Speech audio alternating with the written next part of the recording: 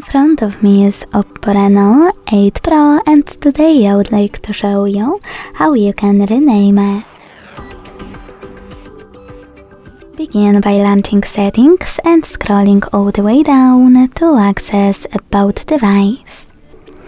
Then tap on device name and type in wherever you want to. In my case, Sunny. When you're ready, hit save and go back. As you can see, after that, name of my OPPO has changed.